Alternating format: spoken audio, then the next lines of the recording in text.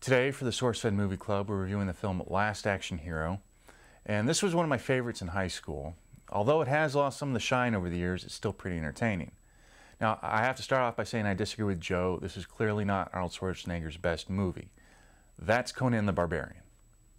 This is the story about a boy named Daniel Madigan who, when he receives a magical movie ticket, is able to transport into the world of movies, in particular his favorite movie star, Arnold Schwarzenegger, playing a fictional series character named Jack Slater. This movie's got a couple of strong points. One of them just the general premise, the ability to enter into your favorite movies. I mean, who wouldn't love that?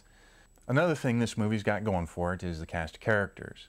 Now this is probably Arnold Schwarzenegger's best comedic performance, and he's lampooning not just himself, but also the entire genre of action films, and it really works out well. Also, there are the cameos, people not just playing themselves at the end of the movie in the premiere, like Jean-Claude Van Damme or Chevy Chase, but also people cameoing their own previous roles in movies, like Robert Patrick or Sharon Stone. Sometimes you have to be quick to catch those, sometimes they point right at them, but they're always funny. Of course, the best cameo was Ian McKellen as Death from the Seventh Seal. Awesome.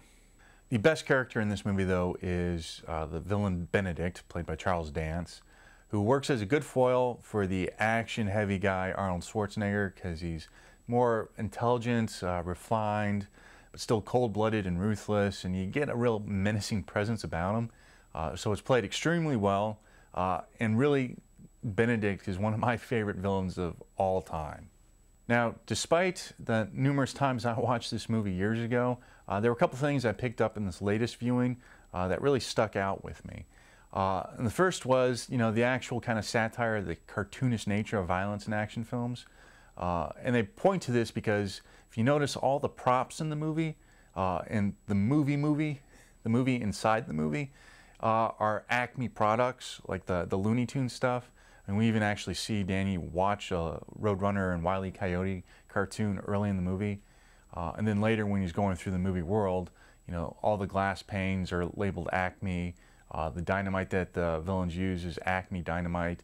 Boxes are labeled with, like Acme Shipping Company or something like that. So I didn't notice it right away. Like I said, not till this latest viewing, but it's really kind of clever. Just a little sideline to put in there. Another thing I didn't catch the significance of until this viewing of the film was in the running joke where when they're in the police station and the desk sergeant's handing out partner assignments, the fact that one of those partners is always really strange, like the fat guy or the cartoon cat or the rabbi. And it's, lampshading the fact that in most buddy cop movies, they're always a strange pair, 48 Hours or Lethal Weapon, those kind of things. And I didn't notice it again until this playthrough, but once you do, you kind of have to chuckle at it just because they're so completely ridiculous that they have a black and white visualization of Humphrey Bogart. It's funny. One of the things that is retroactively very funny about this movie is all the jokes about politics and politicians. In particular, Arnold's very first scene where he punches out the lieutenant governor and then says, "Let me know when the governor gets here."